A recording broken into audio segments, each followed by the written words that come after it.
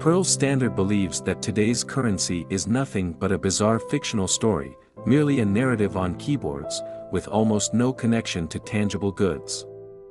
A sneeze on Wall Street can shake the entire globe, yet it started as a mere wall in a Dutch colonial settlement, later paved into a small road. However, this 500-meter-long road now affects every nerve of the global economy and society. The tentacles of Wall Street have woven a web of finance that covers nearly all of humanity. The thousands of financial institutions gathered within a square kilometer on Wall Street control the life and death of countless companies worldwide, directly or indirectly affecting the daily lives of billions of ordinary people. Wall Street has transformed the space of human existence into a financial planet. During the era of the commercial revolution, the Dutch, as the main force of maritime navigation, dreamed of opening even further commercial routes. They ingeniously invented the joint stock company model, where risks and investments were shared collectively, pooling the financial resources needed for long voyages, and founded the world's first joint stock company, the Dutch East India Company.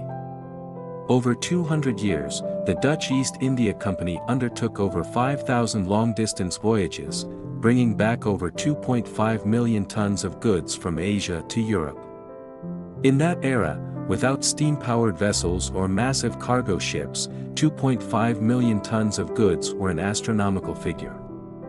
Apart from the joint stock model, the establishment of the world's first bank in Amsterdam also played a crucial role in financing and lending. Objectively speaking, the core concern of the Amsterdam joint stock companies and banks was to exploit differences in geographical information demand, profiting from the price differences in long-distance trade. Dutch navigator Henry Hudson originally sought to open trade routes with the Qing dynasty, but by chance, his fleet ended up on Manhattan Island. Consequently, Amsterdam's model was immediately replicated to expand the commercial territory in North America through long-distance trade. The battles for dominance in the English-Dutch maritime routes and the American Revolutionary War were tumultuous, and it was the bankrupt United States that eventually emerged victorious. With debts amounting to tens of millions, the U.S. government at its inception was driven by the desire to use borrowed money to strengthen itself. Alexander Hamilton, the first Secretary of the Treasury of the United States, who had the qualifications to lie in the graveyard on Wall Street for centuries, once said that playing with debt was a good way, as debt was a blessing for the United States. Only by understanding the historical changes and cultural genes of Wall Street can we truly understand the origin of the rampant financial diseases plaguing Wall Street today. Undeniably, without Wall Street, there would be no Erie Canal, the vital transportation artery connecting the eastern and western United States, nor the railways and highways crisscrossing the vast American territory. A New York State governor facing dead ends everywhere, without Wall Street issuing engineering bonds for financing, his dream of opening up the Great Lakes would remain just a daydream. However, starting from the revolving door plan of the founding father and first Secretary of the Treasury, Alexander Hamilton, Wall Street and the interest groups in the United States became addicted to manipulating bonds, debts, and creditors, as if playing a game of passing the buck. The United States started its nationhood with over $60 million in debt, which had ballooned to over $10 trillion by the 2008 financial crisis and has now far exceeded $30 trillion. In collusion with interest groups, whether overtly or covertly, Wall Street has long become, as former U.S. President Andrew Jackson put it, a great cesspool of human nature. Wall Street ignited people's greedy desires for wealth, abandoning the model of using money to produce and trade goods to generate more money. Instead, it created a ludicrous and tragic miracle where money could directly generate more money, or even create money out of thin air without any need for goods.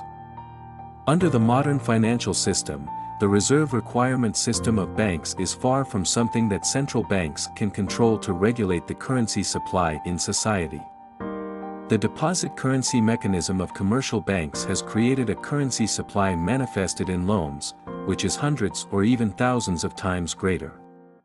For the financially hegemonic United States, the amount of debt is just a digital display on the printing press, not to mention Wall Street's manipulation of global currency exchange rates. The financial institutions on Wall Street, especially the shadow banks, are using unquantifiable leverage and a variety of financial derivatives to create one Ponzi scheme after another. Pearl Standard believes that on Wall Street, currency has long lost its connection to goods. The various forms of currency that appear in the world, even God cannot count. Behind these currencies lies the endless greed of human nature. Even Lehman Brothers, once known as the Phoenix of Wall Street, ended its 158-year life in this game of monetary greed. Pearl Standard believes that the red and white diseases of Wall Street have afflicted every corner of the world. The financial storm marked by the collapse of Lehman Brothers and over 300 banks swept from Wall Street to the whole world, leading to millions of people losing their jobs and affecting the daily lives of billions.